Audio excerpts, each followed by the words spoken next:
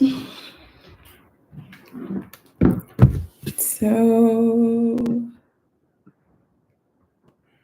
we are here.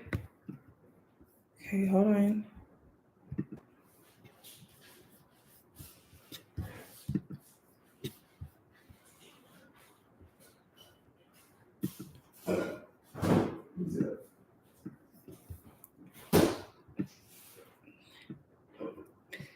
Okie dokie. I don't know. Like, make it as clear as possible. But we are live. We are live. Hey y'all. Hey y'all. So let's get into it. Today we are going to be, give me a second. We are going to be discussing. Hey y'all. How y'all doing? We are going to be discussing, we're going to get stuff situated. I am kind of like, Judah woke up, so that's kind of throwing me off. But hey, y'all, thank you for kicking it with me. If you are watching the playback, your view is also appreciated. So I just want to give you a brief introduction. Like always, Kickback with Kourtney is a live, casual conversation. I'm always aiming to encourage other women to take care of ourselves just as well as we take care of everyone around us. We have Kickback with Kourtney every Sunday at 2 p.m. on my channel. So that is just a little blurb that I'll do every live because it's going to record and create a video playback, you guys. So where are you joining from today? Let us know in the comments. And if you are watching the playback of today's live, please put hashtag playback. Also, let us know where you're joining from so that we are, I just like to see where everyone is coming from. So if you can drop those things. Hey, you guys. Hey, Kourtney. Hey, Grant. Hey, Beverly. Thank you guys for being here. I appreciate you guys. Last week we actually discussed South Carolina in the house. Whoop, whoop. Houston, Texas. Okay. We feel it. All right. And so last week we actually talked about mom guilt. And I feel that I probably will play that back and do a revisit to that topic because it was so rich. Like there are so many things that I came up with from like the responses that I got from my followers. And I feel like it's a conversation that just needs to be had, especially since a lot of women deal with it. A lot of moms suffer with mom guilt. My son is not going to let me be great today. Not today. I think he's running to me. And he is. Come on.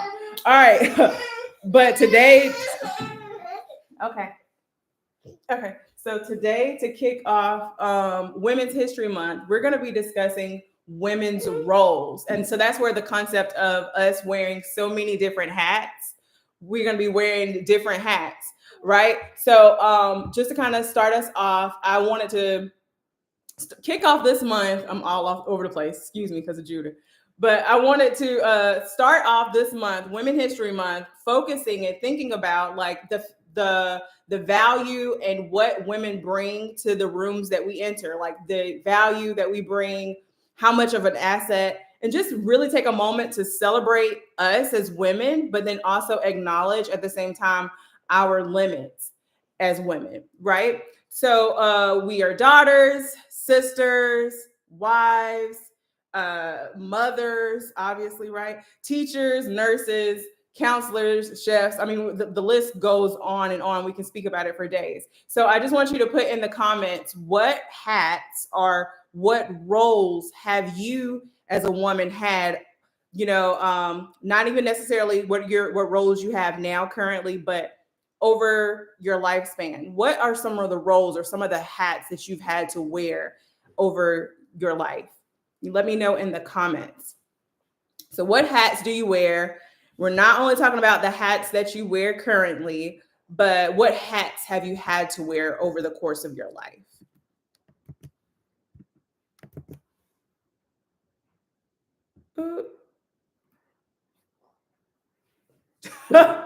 Yes, jack of all trades. You most definitely have. Yes, speak on it though. Speak on it. Let us know. Right now, I'm wearing your number one supporter hat, and I am being wearing the mother hat right now.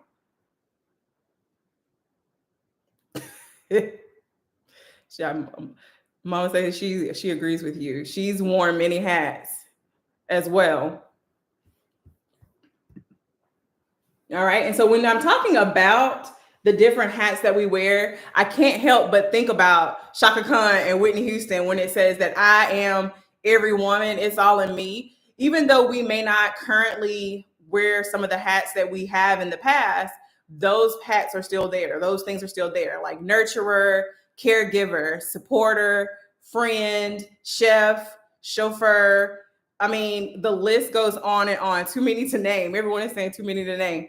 So, but I want you guys to understand is that you are essential. You bring value to your home, to your family, to your workplace.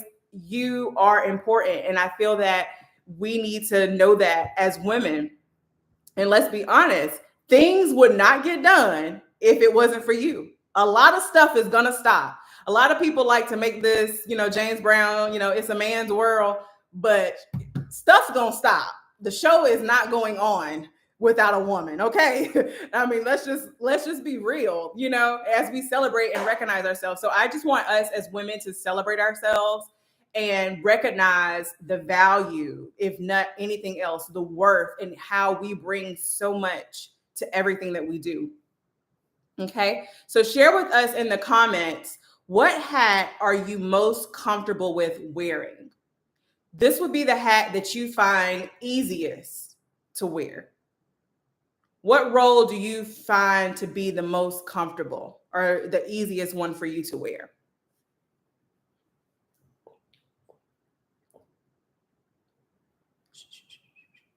Are you going to go back to sleep?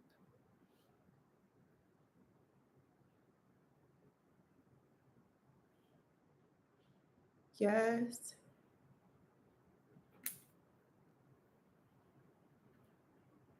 For me, just to kind of speak on it, I love the supporter hat. I chill hard in the background and I make things happen. Yes. And you wear that one well. You wear that hat well. Me, I was gonna say that I feel like I wear the empathizer hat really well.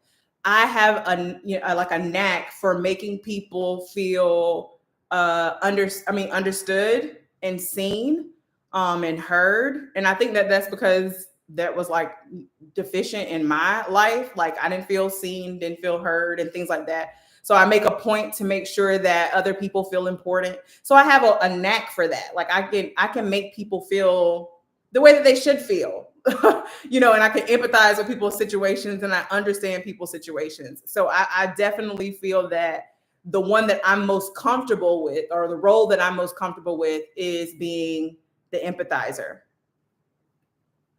Yes, exactly. Yes. And so what I wanted to say about this role is whatever role, even if you didn't put it in the comments, what role you felt was the easiest one for you to wear. This role is what I feel strongly is a part of your purpose. I feel that this role is easy because it comes natural. It's easy because it's something that you're supposed to be doing. So whatever it is, to a degree, that is a part of your purpose. Whatever that big purpose that God has for you, I feel that plays a role in that. And then my next question is, what hat is the most challenging for you to wear? Why? What is the most challenging hat that you wear? And I'm gonna go ahead and put myself on Front Street because I don't care. I'm gonna put myself on Front Street. Between being a mama and a wife, I'm really probably gonna say this wife thing, right? Jesus. Being a wife, and like having to meet in the middle and compromise.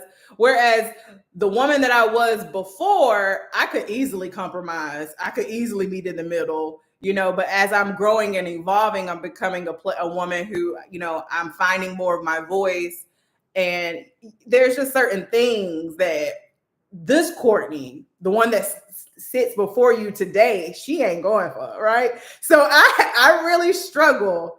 I'm not even gonna say that I hate this hat, because I don't think I said that. I don't think that was the question. But the most challenging hat for me is being a wife, because Lord Jesus, I need Jesus to help me. Any hat that makes me feel vulnerable, I like that. I like that. Any hat that makes you, I mean, I understand what you're saying, but I like that. And that any hat that makes you feel vulnerable. Caretaker is probably what I'm most comfortable with. Okay. All right. Caretaker. I feel like that one is definitely one for my mom. Yeah, she's very easy. She easily fits into the caretaker role. But any hat that makes me feel vulnerable, let's get there. I feel that that's a good one, and that's great self-awareness, to know yourself, to where, like, when stuff be making me feel like, if I'm feeling anything, emotions, that gets kind of uncomfortable. I ain't trying to feel that or whatever, but I feel you. But me, like, it's this wife thing, because it's hard for your girl now to compromise, and it's getting more challenging to compromise. The more that I grow, it's getting harder to meet in the middle. But God is helping me. He's helping me. And the reason why I brought this one up is because whatever role or whatever hat that you find to be the most challenging is the role that is supposed to help you grow. Okay. God has that hat in your life to help you grow, to stretch you, he's trying to birth something out of you. And that's why it's so challenging. It's there to make you feel uncomfortable. And I can honestly say that about marriage. Like, marriage, even though it's challenging, and it has been challenging being a wife, it has made me grow. I am the woman that I am today because of my marriage. So, because of that. So, I mean, hey, it helps you grow. It's supposed to build character. These are the things that build character. I rebuke that. You need to stop. You need to stop. So yes. So that was it. And then lastly, I wanted to talk about how society puts roles on us. So I'm pretty sure that you're familiar with, like, gender roles and things like that, like what you're supposed to be doing, or what society or what people feel that women should be doing. I know I've seen a few, like, influencers or people that I follow, like, if they ever say that they don't cook, there's so many men in the comments like if you don't cook, then what good are you for? And just those type of comments, like men really do. There's some men, not all men, but there is a segment of men that really do believe that, like, a woman's whole purpose is to, I guess, lay down for them, have their kids, and cook and clean. Like, that's it. But what I wanted to get at is, what hat do you feel the most pressure to wear? Like, maybe not even necessarily society as a whole, like the world, but maybe like a cultural thing. Maybe it's a family thing. What hat do you feel that people try to make you wear? Or what role do you, as a woman, is what I'm saying. As a woman, what role do you feel that you're pressured into? And I'm just asking this question just for insight, because I don't know. Like, I feel sometimes that I'm, like, pushed into this role of having to look a certain way all the time. Like, I have to, be very conscientious of, like, how I appear or how I look to, I guess for the male gaze. I'm not really sure, but I feel a lot of pressure there. Not to the point where I feel like I want to, like, alter myself or anything like that, but I do feel pressure to fit some type of mold in that regard. But how do you feel? What hat do you feel gives you the most pressure? I'm gonna have to get you to sleep, Lord help him.